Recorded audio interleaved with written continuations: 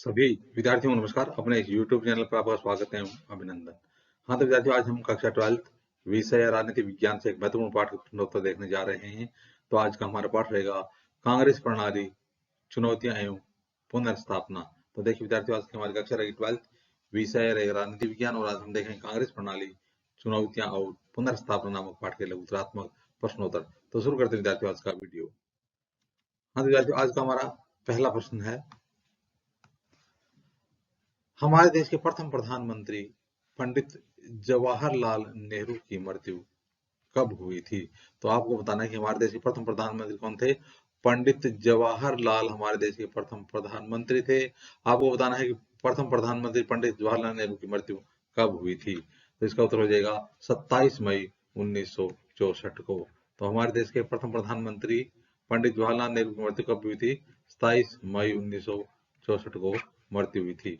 अगला प्रश्न है, श्री लाल बहादुर शास्त्री की मृत्यु कब हुई थी? तो हमारे देश के जो दूसरे प्रधानमंत्री थे श्री लाल बहादुर शास्त्री। तो आपको बताना है कि श्री लाल बहादुर शास्त्री की मृत्यु कब हुई थी। तो इसका उत्तर हो जाएगा 10 जनवरी 1966 को।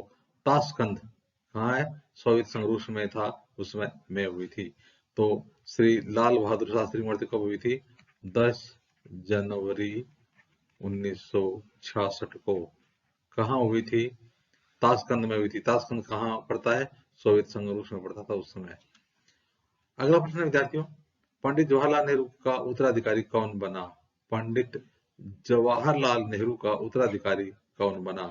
देखिए विद्यार्थियों, श्री लाल बहादुर शास्त्री पंडित जवाहरलाल नेहरू के उत्तराधिकारी के रूप में प्रधानमंत्री चुने गए। तो पंडित जवाहरलाल नेहरू का उत्तराधिकारी कौन बना, या पंडित जवाहरलाल नेहरू की मृत्यु के बाद प्रधानमंत्री किसे बनाया गया? श्री लाल बहादुर शास्त्री को बनाया गया। अगला प्रश्न है, प्रथम 4 आम चुनाव कब कब संपन्न हुए? पहले जो 4 आम चुनाव थे, तो पहला जो आम चुनाव था 1951-52 में हुआ था। ज्यादातर स्थानों पर चुनाव 1952 में करवाए गए थे, इसलिए इसको 1952 के प्रथम आम चुनाव कहा जाता है। तो देखिए विद्यार्थियों, प्रथम आम चुनाव और उसके बाद में जो क्रमशः आम चुनाव हुए वो हुए थे 1952, 1957, 1962 और 1967 में। पहले आम चुनाव 1952 में, दूसरे आम चुनाव 1957 में, तीसरे आम चुनाव 1962 में और चौथे आम चुनाव 1967 में संपन्न हुए थे। हाँ तो विद्यार्थियों, अब देखते हैं आज के पाठ के अगले प्रश्नोत्तर। अगला प्रश्न है, सन 1969 के राष्ट्रपति चुनाव में इंदिरा गांधी ने किस उम्मीदवार का समर्थन किया था? तो 1969 में जो राष्ट्रपति के चुनाव संपन्न हुए थे, उन चुनाव में इंदिरा गांधी ने किसका समर्थन किया था? तो इसका उत्तर हो जाएगा वी गिरी का, निर्दलीय उम्मीदवार वी गिरी का।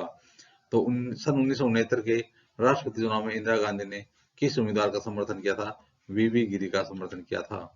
अगला प्रश्न है, 1960 के दशक को किन कारणों से खतरनाक दशक कहा जाता है? तो खतरनाक दशक किसको कहा जाता है? 1960 के दशक को खतरनाक दशक कहा जाता है। 1960 के दशक को खतरनाक दशक किन कारणों से कहा जाता है? इसका उत्तर हो जाएगा विद्यार्थियों, 1960 के दशक में गरीबी, असमानता, सांप्रदायिकता, क्षेत्रीय विभाजन एवं युद्धों का सामना करना आदि समस्याएं विद्यमान थी। तो 1960 के दशक में क्या थी? गरीबी, असमानता, सांप्रदायिकता और क्षेत्रीय विभाजन एवं युद्धों का सामना करने जैसी समस्याएं उत्पन्न हुई, इसलिए 1960 के दशक को खतरनाक दशक कहा जाता है। अगला प्रश्न विद्यार्थियों, इंदिरा गांधी द्वारा किए गए किन्हीं 2 कार्यों के नाम लिखो। तो इंदिरा गांधी के द्वारा संपन्न कराए गए 2 कार्य कौन कौन से हो जाएंगे? एक तो प्रीवी पर्स की समाप्ति, जो राज्यों को प्रीवी पर्स दिया जाता था उसकी समाप्ति इंदिरा गांधी के द्वारा की गई थी। दूसरा, बैंकों का राष्ट्रीयकरण श्रीमती इंदिरा गांधी के द्वारा किया गया। इस प्रकार इंदिरा गांधी द्वारा किए गए 2 कार्य कौन कौन से हो जाएंगे? प्रीवी पर्स की समाप्ति और बैंकों का राष्ट्रीयकरण। हाँ विद्यार्थियों, अब देखते हैं आज के पाठ का अगला प्रश्न। अगला प्रश्न है, श्री लाल बहादुर शास्त्री के प्रधानमंत्रित्व काल में देश को किन किन चुनौतियों का सामना करना पड़ा? श्री लाल बहादुर शास्त्री के प्रधानमंत्रित्व काल में देश को किन किन चुनौतियों का सामना करना पड़ा? तो देखिए, पहली समस्या थी देश में खाद्यान्नों के गंभीर संकट का सामना करना पड़ा। दूसरी, सन 1965 में पाकिस्तान के साथ युद्ध का सामना करना पड़ा। तो श्री लाल बहादुर शास्त्री के प्रधानमंत्री काल में देश को किन किन चुनौतियों का सामना करना पड़ा। एक तो हो गई देश में खाद्यान्नों के गंभीर संकट का सामना करना पड़ा, और दूसरा सन 1965 में पाकिस्तान के साथ युद्ध का सामना करना पड़ा।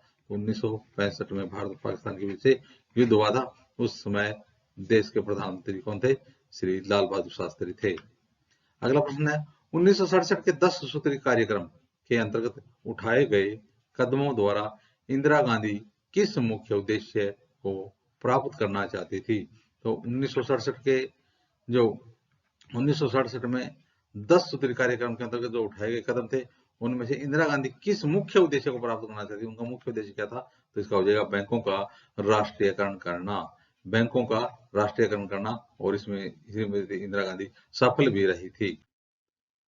हाँ विद्यार्थियों, अब देखते हैं आज के पाठ का अगला प्रश्न है किन्हीं 4 राज्यों के नाम लिखिए जहां सन 1967 के आम चुनाव के बाद गैर कांग्रेस सरकारें स्थापित हुई।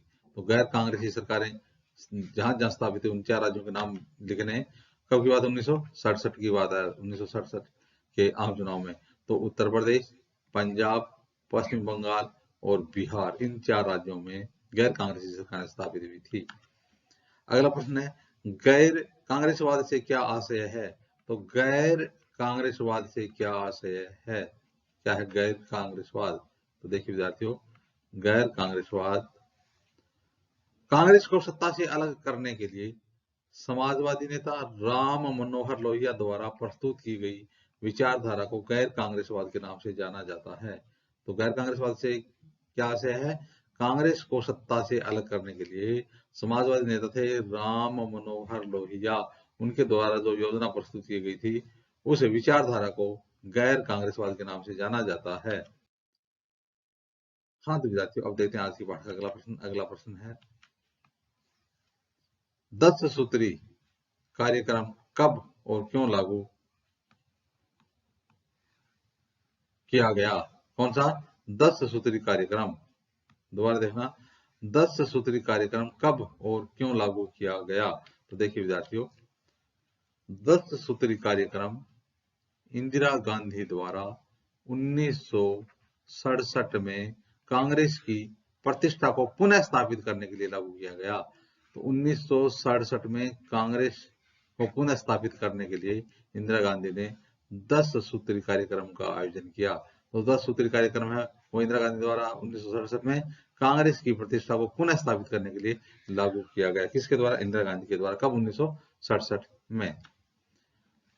सन 1967 के आम चुनाव के बाद केंद्र में किसकी सरकार बनी? यानी 1967 के जो आम चुनाव हुए थे तो उनके बाद केंद्र में किसकी सरकार बनी थी? तो इसका तो हो जाएगा सन 1967 के आम चुनाव के बाद केंद्र में कांग्रेस पार्टी की सरकार बनी।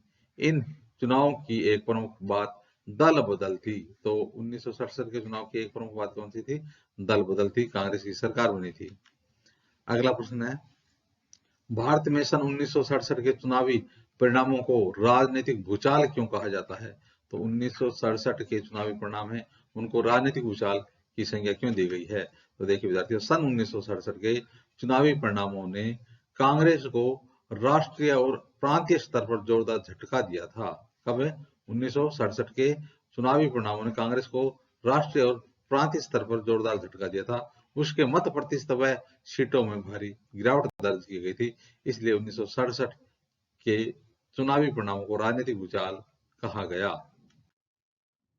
हाँ विद्यार्थियों, देखते हैं आज की पाठ का अगला प्रश्न है 1967 के आम चुनाव में कांग्रेस पार्टी के किन्हीं 2 प्रमुख नेताओं के नाम का उल्लेख कीजिए जिन्हें हार का सामना करना पड़ा।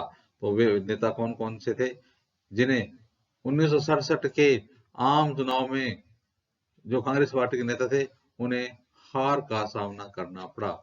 तो देखिए, एक तो थे तमिलनाडु से के कामराज, दूसरे थे पश्चिम बंगाल के अतुल्य घोष। ये अगर 1967 के आम चुनाव में कांग्रेस पार्टी के किन्हीं 2 प्रमुख नेताओं नाम बताओ जिन्हें हार का सामना करना पड़ा, तो तमिलनाडु के थे के कामराज और पश्चिम बंगाल के थे अतुल्य घोष। अगला प्रश्न विद्यार्थियों, पूर्वी प्रश्न से क्या आशय है?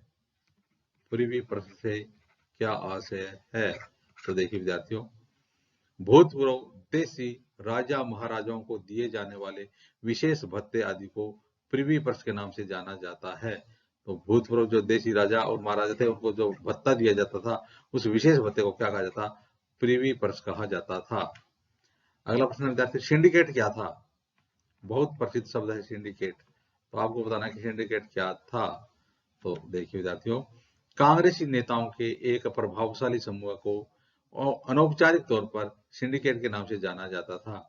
तो कांग्रेसी नेताओं के एक प्रभावशाली समूह को किस नाम से जाना जाता था? सिंडिकेट के नाम से जाना जाता था। तो सिंडिकेट क्या था? कांग्रेसी नेताओं के एक प्रभावशाली समूह का जो नाम है वो सिंडिकेट के नाम से जाना जाता था। तो इस प्रकार से विद्यार्थियों, आज हमने राजनीति विज्ञान कक्षा 12 के प्रश्न उत्तर देखे। आगे आने वाले वीडियो में इसी प्रकार से हम राजनीति विज्ञान संबंधित अध्ययन सामग्री देते रहेंगे। आप भी अपने इस यूट्यूब चैनल के साथ बने रहिए। वीडियो देखने के लिए धन्यवाद।